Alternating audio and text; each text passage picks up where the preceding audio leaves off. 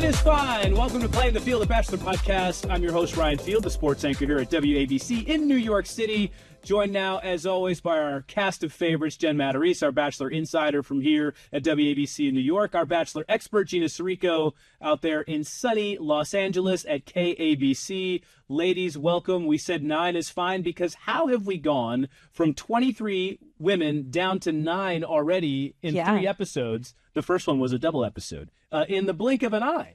Yeah. They are not wasting any time. I can't believe we're down to this number already. Gina, Mel says he's seen enough. He wants to go from 9 to 1 in the next episode. Is that what you're hearing out in Los Angeles?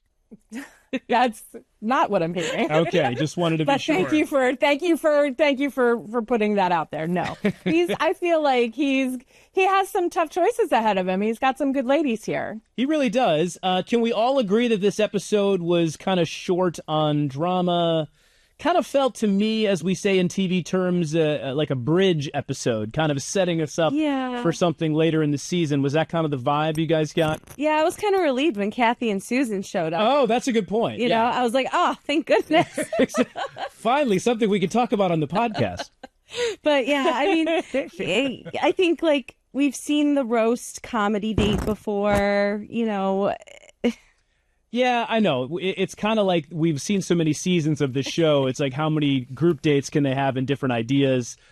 Gina, your overall take, before we get into the nitty gritty, your overall take on how this episode unfolded. I mean, as we've talked about, it went by really fast. And I feel like I'm getting to know some of the ladies a little bit better. You know, when I spoke with Mel before the season began, he said everyone should be watching it for the ladies. And these ladies are not disappointing. You know, there are some really great ones with great personalities. And, you know, I like it. I like to see them, you know, in the house, helping each other get ready for dates, you know, all of that. So it's been fun to watch. Yeah. And to that point, the first group date, seeing them, as you mentioned, Jen, do the roast, I thought some of these women just came out and crushed it.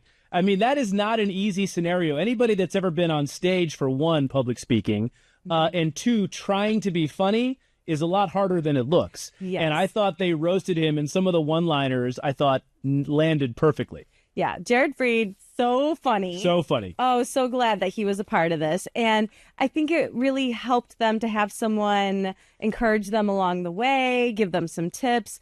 And it was hilarious how Carol didn't have her glasses. Yeah, she kept asking everyone. How are all these 60-plus people there, 60 and over people, and not one pair of reading glasses anywhere? Come on. And then she grabs the bartender's glasses, and she's like, oh, those are to see far. And she's like, oh, yeah, this isn't getting And all she wrote was Mel, really big on a piece of paper. I thought she did a good job in the end. So absolutely, considering she said she just had to wing it, and that's exactly what she did, to my point. But, Gina, I think the biggest takeaway from that in terms of the roast was that how did we not see Cindy's roast of Mel? I feel like that's one of the storylines that they're trying to build up this season, and I thought that was a big miss by the producers not showing Cindy roast Mel.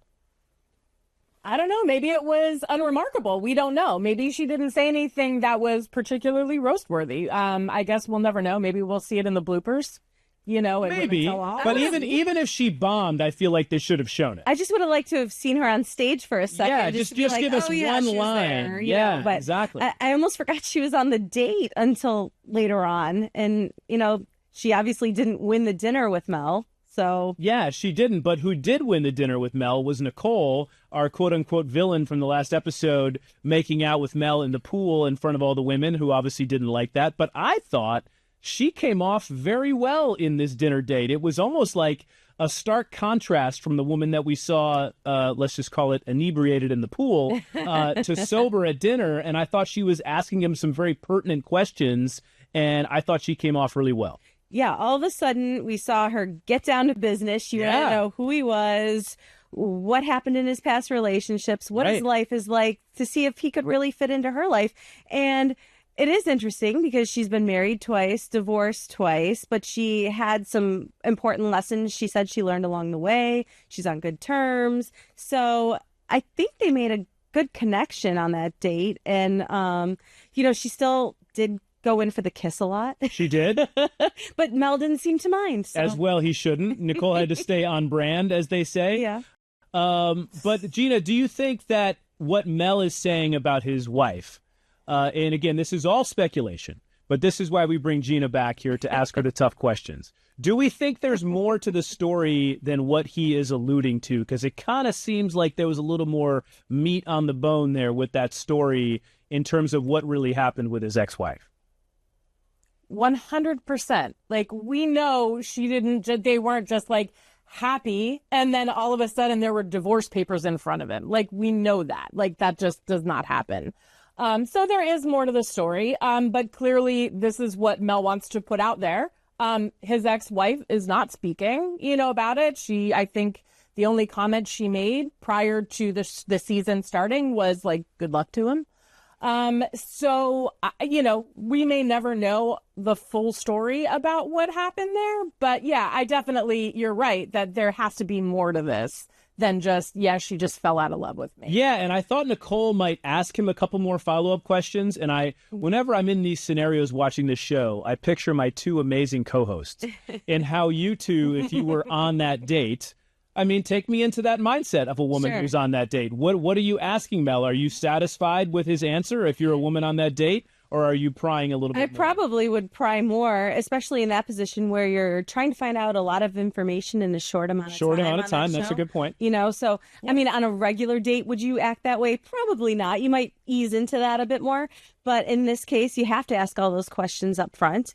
And maybe she didn't. We didn't get to see all the answers. Maybe. That's one thought I had. I think that's probably the case. Going back to what you said before, and you're like, well, someone isn't like super happy, and then all of a sudden they're served with divorce papers. I think from him, if he was super happy, she obviously was not. And if he didn't think anything was wrong, he just wasn't noticing her. Right. So, and if we go back to the first episode, he said that his dad got sick and he started taking care of him. And then next thing you know, he was divorced. Yeah. So maybe he wasn't able to multitask in maybe so. Both of those things. Maybe he spent so much attention on his dad. She met someone else, as he alluded to. So maybe that's how it all unfolded. But to your lady's point, maybe we'll never know what really happened. Gina, your final thoughts on this? Look, as someone who was also taking care of her dad during that time, and he was talking about it was during COVID, as I recall. Yes. Look, and who knows, maybe there were problems prior to that, because I don't think in the time that we were in when that was happening that who knows what, I don't know what she's like, obviously, but do we think really that she would say, no, I need to meet somebody else because you're not paying enough attention to me while your father is so very ill during a pandemic? I don't know. But again, we may never know the full story. And I feel like, I don't know. I would love to know, but we may never know all of that. And so, we just have to go with what we have, the information that we have. Yeah, and maybe something more will come out about this once he gets down to the final three and there's more in-depth conversations. Sure. And maybe to your lady's point, maybe he did reveal a lot in that dinner date with Nicole, but they wanted to save a lot of that information for later the season when we find out, as it gets closer and closer. Yeah, like when they meet her kids. Correct. Like when they meet his kids. Maybe the kids grill him. You don't know. I bet they do. Yes, I'm sure they do, and as well they should. But I think we can all agree that we were not fully satisfied with the disclosure of information during that dinner conversation. Yeah, I would have liked to know more. I thought as soon as she said she wanted to know those things, I was like, ooh. Yeah, that's what I thought. I was like, let's get right down to it. Yeah, but it just kind of goes with the theme of the episode. It was kind of like, okay, on to the next. He does seem affected by it. He does seem heartbroken over that. Is he ready for this new relationship? That's hope so. The question. And you hope enough time has passed. I think he said it had been just under 5 years. Mm-hmm. So you'd like to think, he wouldn't come on this show if he wasn't ready to move on. But this is where he's at. And then he moved on to another one-on-one date with Debbie.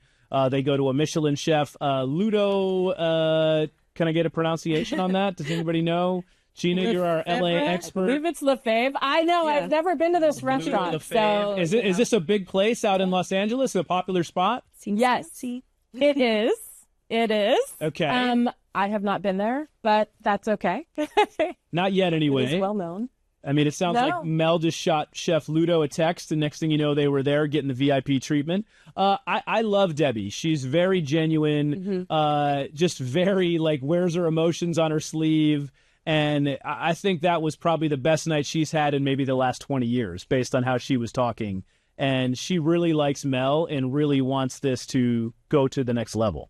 Yeah, but did you think there was chemistry between them? I kind of got a bit of a friend vibe. I got that too. But I think he likes her as a person. I don't know if the attraction is there for him. I'm not sure. But she's beautiful. And I hope that the fact that he gave her a rose means he's still giving her a real chance to, win his heart. And I said this to Gina before. I hope that if she isn't the one, she could be our next Golden Bachelorette. I'd like to put her. I'd like to put her on the list for that. That's an early nominee for the next Golden Bachelorette. I like her a lot. Gina, you seeing romance between these two, or do you agree with Jen? It's possible. It's so again there. If you're like with Nicole, you could see the chemistry immediately between them. This one, I think she even alluded to the fact that she's a little bit of a slow burn. So maybe it's that, but that's okay, because sometimes the slow burns are the ones, that are the longer lasting relationships. I will say Debbie was one of my early favorites. As someone who has never been married before and is of a certain age, I appreciate the fact that she's putting it out there and that she's like, no, I've never been married. And, there is always that stigma, but there is she deserves to be happy. She saw the first season of The Golden Bachelor and said she felt hope.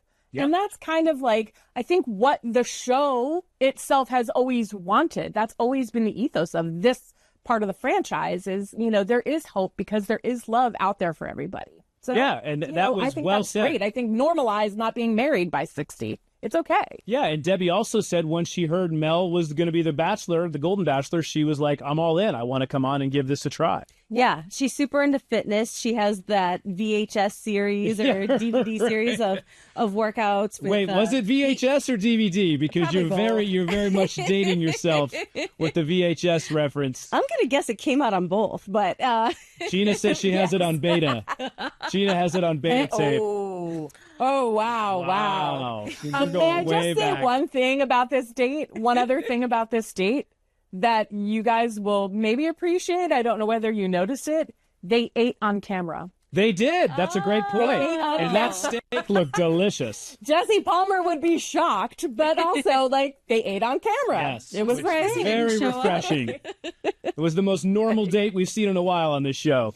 But going back to the workout tapes, I think they both have an active lifestyle. Yes. They like working out. I think they are young for their age. You know what I mean? Agreed. They're super active. So I think they would be a good match lifestyle wise. I would agree. And I think Mel does like her. I also agree with Gina. I think this has a chance to become romantic, but definite kind of feeling each other out here on the first date. It wasn't immediate. It was not immediate, but let's be honest, a normal first date, that's exactly what you're doing. You're feeling out the other one. I mean, Jen, you got engaged after your second date, you said. It was like being on The Bachelor. Yeah, might as well have been. You met this guy and it was game over. But, I do think Mel is developing some relationships in the house. And when he came out for the rose ceremony, he even said, he's like, I think the love of my life is in this room or could be in this room. Mm-hmm. So he's definitely open to seeing where this goes with a lot of these women, as he should be. And while Debbie was on the one-on-one with Mel, the ladies are at home. I love how Cindy said, we're wearing pajamas with Mel's face, and we're just at home just thinking about Mel, talking about Mel. Or what they said, we're not on the one-on-one date, but all we're talking about is Mel being on the one-on-one date with someone else. Cindy is sneaky funny, again, which is why I'm surprised they didn't put her on for the roast. Would have loved to see what she had to say about Mel. But as we discussed earlier, Kathy and Susan, it's like a breath of fresh air. They're friends of our podcast, obviously. We've had them on several times. Wonderful ladies. Kathy, of course, was on Bachelor in Paradise. So, and I think the ladies, it was great to break up the stress of them stressing about the one-on-one date that they weren't on. And all of a sudden they're having a fun bachelorette party, a fun sleepover, slumber party, if you will. Slumber party, but it kind of felt like a bachelorette party when they brought out the toys. Were we surprised by that? A little bit. I've never been on a slumber party, so maybe you ladies can share some information. Is this typically how it goes on a slumber party? Nothing to say on that one. Gina has nothing to say. Look, that is the first time. That is the first time in the history of this podcast that Gina has nothing to say, which goes to show you exactly where we are in this conversation. Gina I have plenty to say, but we'll say it after. That's not what the people are here for. No, that's not what the people are here for, Gina. For once, I agree with Jen. We want the dirt. Listen, have you ever been in a slumber party where they brought out toys like this? Okay, no. I've never been on one, so I don't know. No, Boys that's never happened. I didn't know. Boys don't have slumber parties. We don't have pillow fights, whatever you ladies do. Well, there goes the fantasy. There goes the fantasy.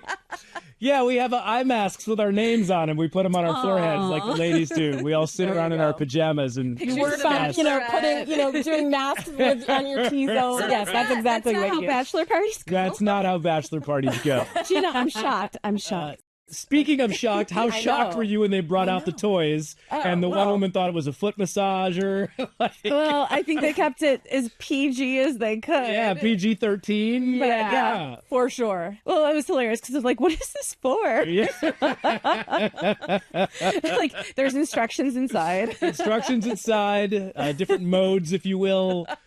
I mean, listen. Right, you seem to know a lot about these listen, toys. I've only heard about these things. I know that they exist. Much like Gina, I don't have much to contribute. I like that they took it back to the previous Golden Bachelor season with the Never Have I Ever game. Yes. They played that in the first season, and they had to eat the ice cream while they're playing. And of course, the flight attendant, I forget her name, she was a Mile High Club member. Just eating her ice cream. And Nicole admitted to sleeping with both of her exes after she was divorced from them. Not once, but twice. She's very friendly. Good for her. You know what? Of all the women that were there, the least surprised Nicole would say that. I feel Yeah, but, Gina, going back to the toys, is this a case of the Bachelor trying to push the envelope a little bit? Because let's be honest here. I don't know. Let's be honest here. I don't know. Gina, I tried to steer this conversation. We have other reality shows on other networks that I feel like a lot of people, the reason they don't necessarily enjoy The Bachelor as much because they feel it's a lot more tame. It's is not that as fair edgy. to say? That is It's true. not as risque. Gina, is this an opportunity here that the Golden Bachelor is maybe taking a risk, a leap that we don't really see often on ABC shows?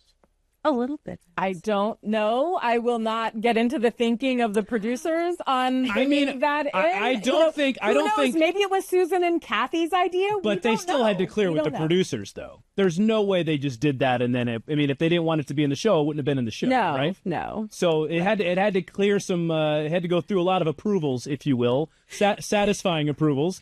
They start selling branded merchandise. We'll know.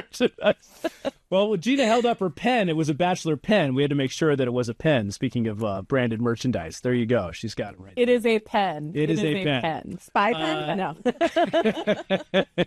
No. Speaking of satisfying endings, we get to the cocktail party, and Oh gosh, poor Carol. Poor Carol. You're so handsome. It was not satisfying for her. It was not. No. Mel's like, we've established that. What else do you got? What do you want to know? He could have given her a throw her something, give her a tidbit to go off of. I don't know if that's necessarily Mel's personality. I think he's a little more reserved until the women kind of bring it out of him. Be in the conversation. In the conversation. He left her out there to drink. That's what she was there for. Yeah, exactly. But she saved it. She did. She did save it and gave him a little smooch there at the end. It was just a peck, but I actually thought it was very interesting that they had this similar background where they both got divorced and lost a parent during 2020. So absolutely, they had that to bond over. Yeah, and when you can find those commonalities in a short amount of time that you're having these conversations, I think that can go a long way. Sure. Gina, who stood out to you at the cocktail party? I will just say, first and foremost, I really liked Robin's dress. Okay. But, I don't know. It's just something we think about. When I saw it, I was like, oh, yeah, okay. Carol stood out because of the risk that she took. I don't remember who it was. Maybe it was Carol who said, oh, my God, because everyone went up to Mel and, gave him a kiss. That was so awkward. Hugged him, right. hugged on him. I don't remember who it was that said, like, did Susan give us all the same advice? Because everyone did. It kind of felt like that. I do think it did. I do think we should say Amy, Monica P, Monica B, and Terry were all eliminated. I said 9 is fine at the top, 23 down to 9. I do think as we look ahead to next week's episode, I'm afraid of one thing with Miss Cinderella / Cindy. I feel like she's starting to get in her own feelings a little bit. She definitely And is. I think she's going to self-sabotage, and I hate to see that coming. And as we saw in a trailer for later this season, somebody has left, but then Jesse tells Mel that she's still here. I think that it might be Cindy is my guess. Good premonition. It's my premonition. We don't have slumber parties, guys, but we do have premonitions, intuitions, if you will. My men's intuition. We'll bring the Ouija board next time. We'll bring the Ouija board. Oh, God, no. But not a Ouija board. I do think Cindy is starting to self-sabotage a little bit, and that is not good for her because I really like her. I do that, too. That was like his first impression of remember, she came out of the limo and he's like, let's just end this right now. She's she beautiful. She's got a great personality. She has this She's warmth kind. about her. Yes, absolutely. And I don't want to see her self-sabotage, Gina, but I think based on what we see that it might happen. What do you think? It's very possible, and it would be interesting because I don't know that we've seen someone crash out like this. I hate to say it as a Devin. crash out on the Golden part. Got it. No, on the Golden franchise. We haven't seen a Golden real crash out. No. We've seen crash outs in the others. Yes, obviously those are there, but it does feel, and even on Paradise as well. But I do feel like it could be her. It's going to be really interesting to see how these next very quick few weeks, pan out. It's going to be interesting. It will be interesting. I don't know whether we get 8 episodes or 10 this season. Do you guys know? We don't know. You guys are the insiders and the experts. You two are supposed to be telling me this. Oh, gosh. I'm just here to host this program. I think it's 9. It's 9? Okay. I think it's 10, but the first one was counted as 2. We're all going to find out together. We're down to 9 amazing women. We're just getting warmed up here on the Golden Bachelor. I think it's going to be a good season ahead. And if you like our podcast, what do you need to do, Jen? Like and follow us. Always a good idea. We appreciate the comments. We appreciate the feedback. And we appreciate you being here, as always. For Jen and Gina, I'm Ryan. We'll see you next time on Play in the Field.